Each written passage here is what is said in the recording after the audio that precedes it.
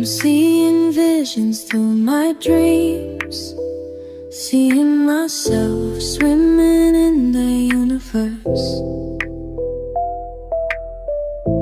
My ancestors gave me gifts to read cards, predict and heal. My name is Daphne, but spirit calls me bye-bye love. Angels communicate through numbers. Intuition is so deep. The gift I fully embrace within.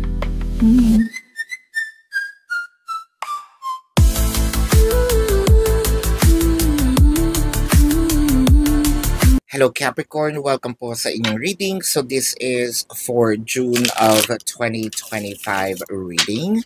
Para po sa mga bago, don't forget to click the subscribe button, smash the like button, comment below kung kayo po yung nakaka-resonate, and hit the notification bell.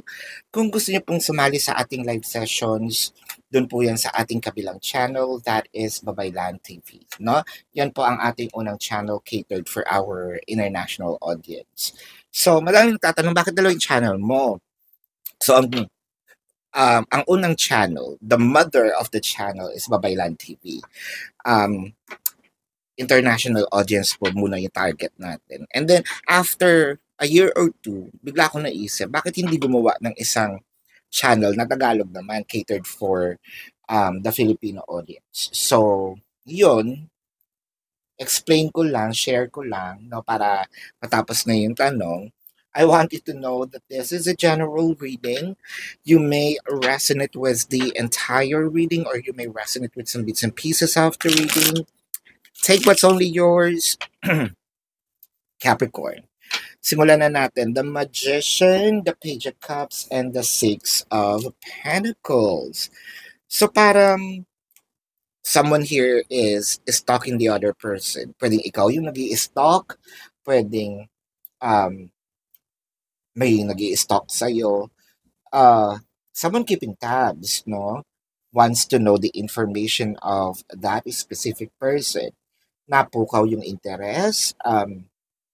I feel like masyadong ngayon, no? Parang ito yung apple of the eye.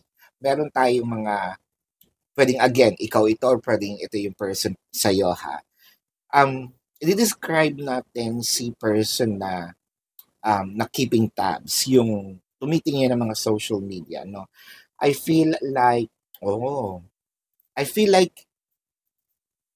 nag-o-obserba or nag-iimbestiga. The thing here is, I'm about to say it should be a new person, pero hindi eh. Kasi the Eight of Cups and the King of Swords comes from the past. So, I feel like itong person na nag-iimbestiga, no, merong separations dito kay person. So, interested ba talaga ito na makita yung kung ano na yung katayuan nitong ex niya? Or meron na bang iba, no? So, nagmamasid-masid. Makakita kaya tayo dito ng Seven of Swords? Kasi ang nakikita natin dito,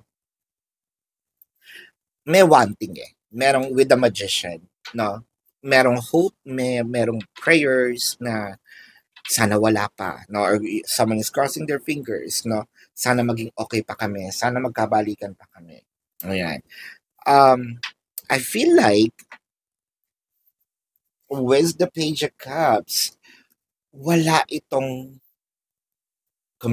less communication to no communication at all. So, kaya ito nagmamasid, kaya ito gustong malaman kasi either kulang yung information or no information at all, no new information at all since nagkaroon ng separation. No, the Three of Swords. The Nine of Swords, dalawa lang muna kasi napakabigat nitong two cards na ito. Someone probably is affected na yung kanyang mental health, no? Dahil sa pain, hindi nakakapagtulog-tulog, walang maayos na tulog, walang, kumbaga, sleepless nights, laging nagigising. I don't know what happened, pero parang naging traumatic ang experience na ito or itong separations na ito. Kasi with the Eight of Cups, ang nakikita kasi natin dito,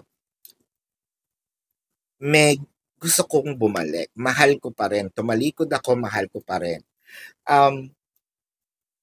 Kung sino man yung nagdesisyon na I'm leaving or let's call it quits or tapusin na natin to, they probably feel like, sandali, parang either is it sobrang galit, nainis nga lang ba ako, parang mali yata yung decision making, no?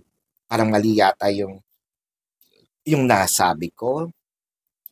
Parang gusto kong bawiin tuloy, no? Yung aking sinabi na wag muna or wag na lang. Let's call it quits, tapusin na natin. Parang nagdadalawang isip siya ngayon. So,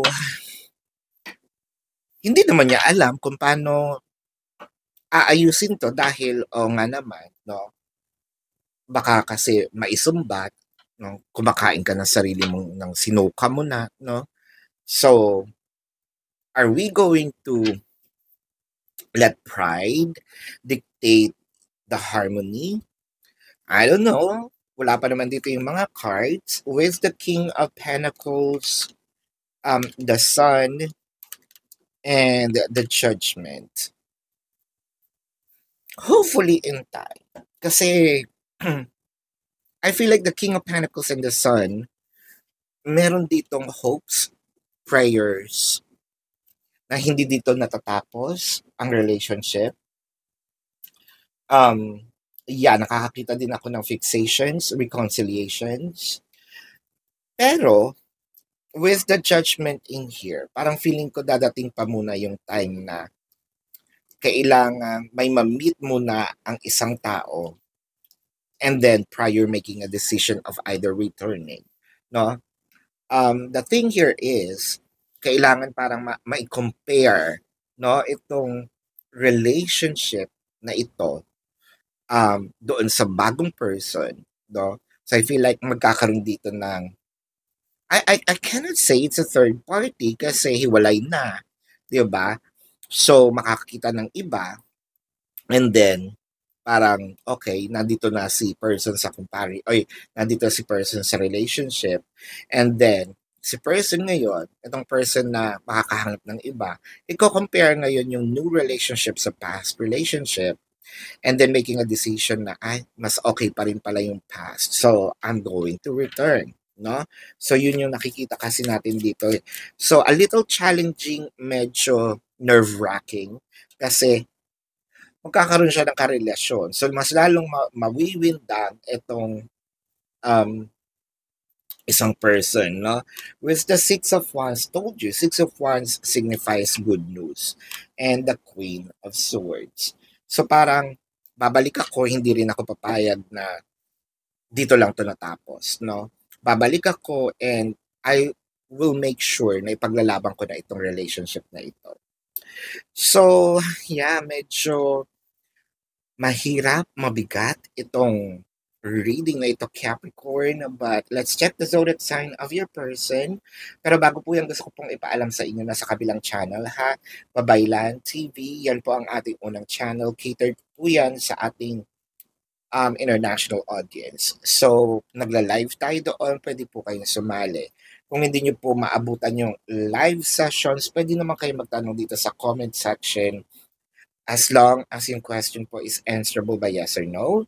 Kung hindi po kayo papatulugin ng yes or no na sagot lang, dumiretso na po kayo dun sa ating website. Sa description box ng video na ito, there is a link. Click the link, you will be routed to my website. Nandun po yung information. Name, number, QR code, amount per questions per reference. For your reference, take advantage of the 4 questions plus 1. discounted na po yun. And if you want to book a private reading, nandun din po siya. So let's check the zodiac sign of your person. Sagittarius, Leo, Libra, Taurus, Pisces, Virgo, Scorpio. Yep. So this is your reading. Love and light to you. Namaste. See you po sa susunod na readings. Goodbye.